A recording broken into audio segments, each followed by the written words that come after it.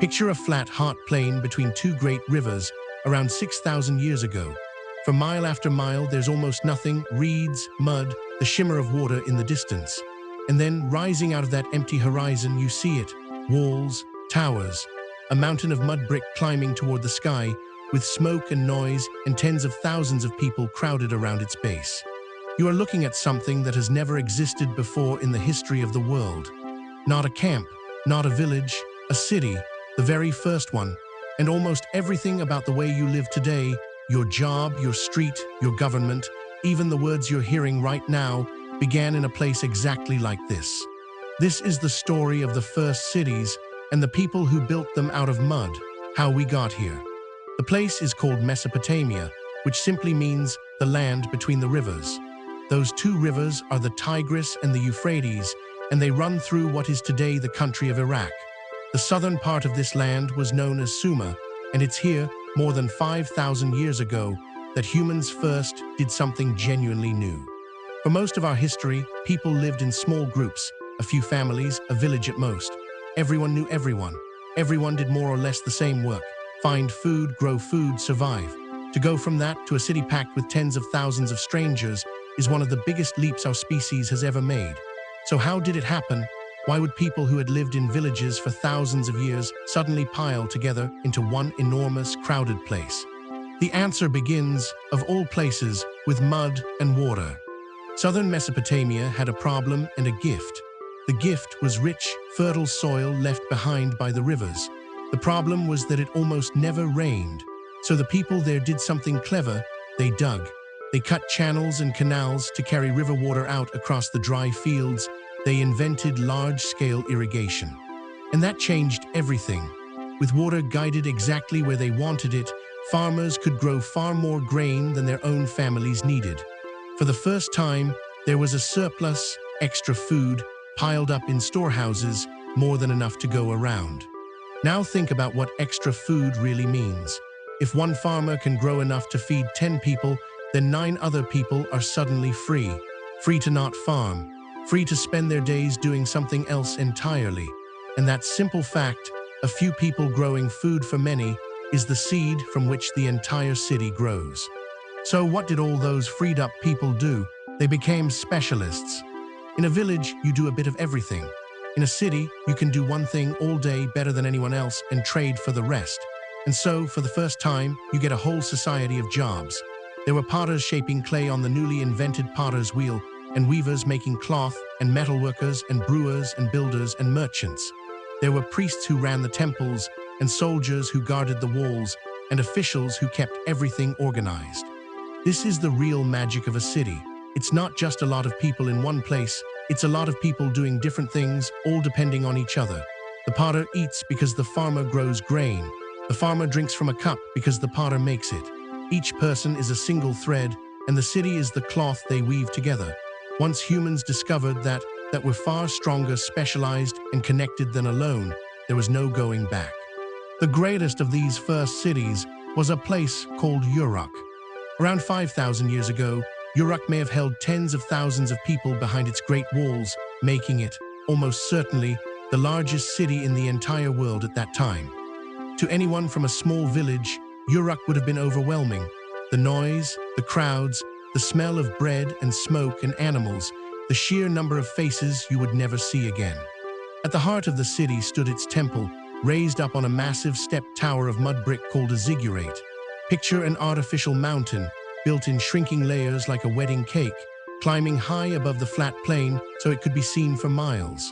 The ziggurat was the house of the city's god, the tallest thing for as far as the eye could see, and the proof of what thousands of people could build when they worked together. There were no stones to quarry on that muddy plain, so the Mesopotamians made their own, shaping mud and straw into countless bricks and baking them hard in the sun. They built an entire civilization, quite literally, out of the ground beneath their feet. And we even know the name of one of Uruk's kings, because he became the hero of the oldest great story humanity has ever written down, Gilgamesh.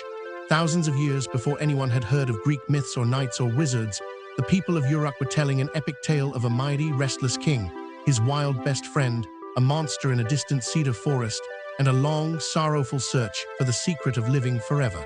people sat in this very city, under this very tower, and thrilled to that story, the way you might lose yourself in a film tonight. The first city wasn't just walls and grain and work. It was already full of wonder and longing and the very human wish to be remembered.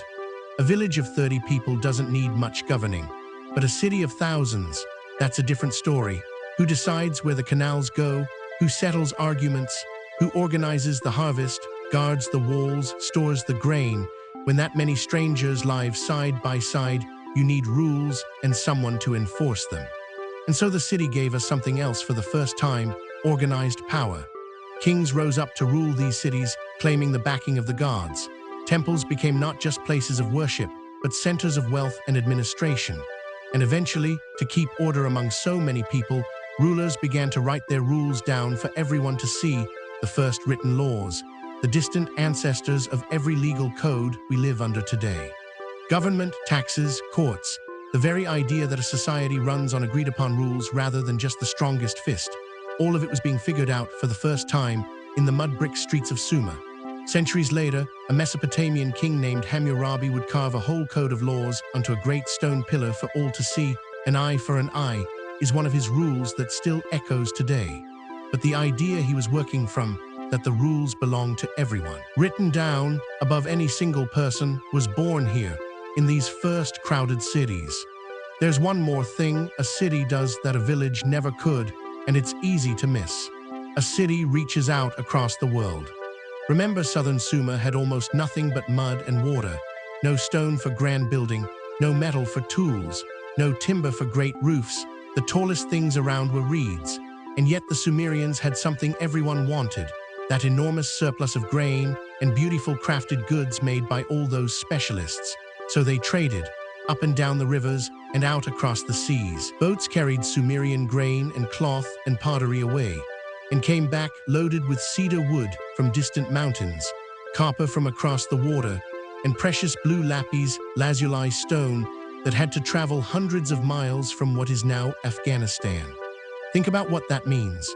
To live in the first city was to wear, eat, and build with things that had crossed half the known world to reach you.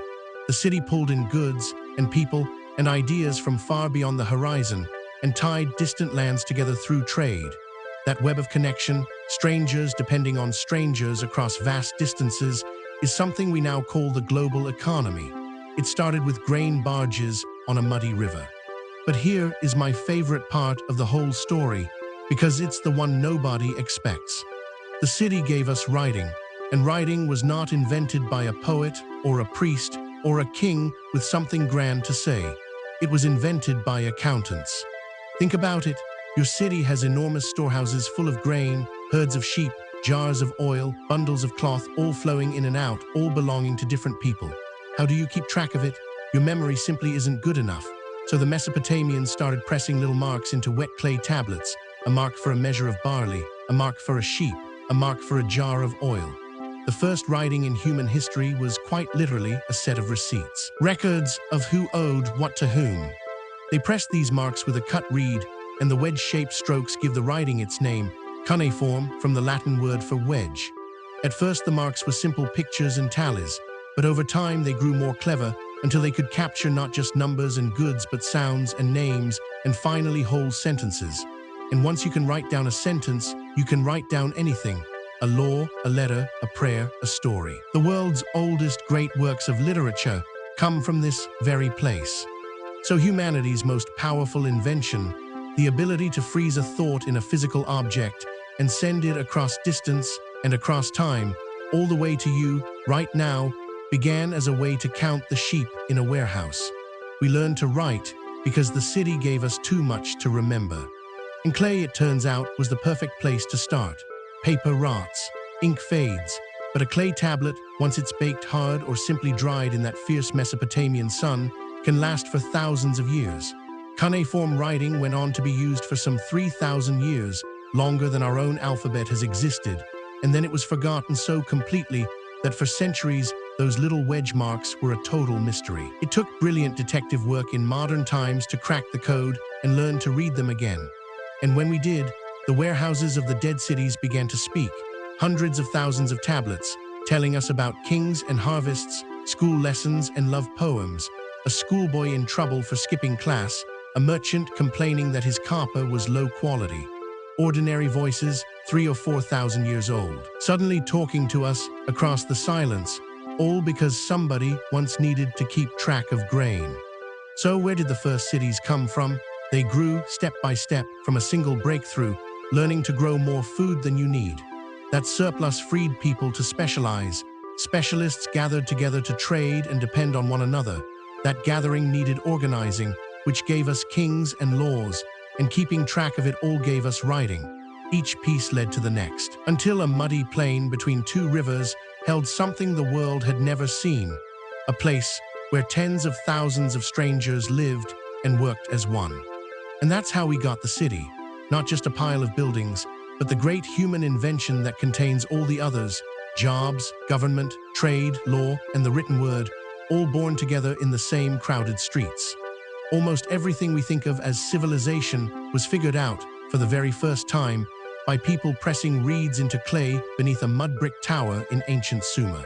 The next time you walk down a busy street, past the shops, the offices, the people all doing their own separate work, depending on 1,000 strangers they'll never meet, remember that you're standing inside an idea that's 6,000 years old. We've been building cities and being remade by them ever since. It makes you wonder what someone will think thousands of years from now, looking back at the cities we built today. If you ever wondered how we got here, you're in the right place. See you in the next one.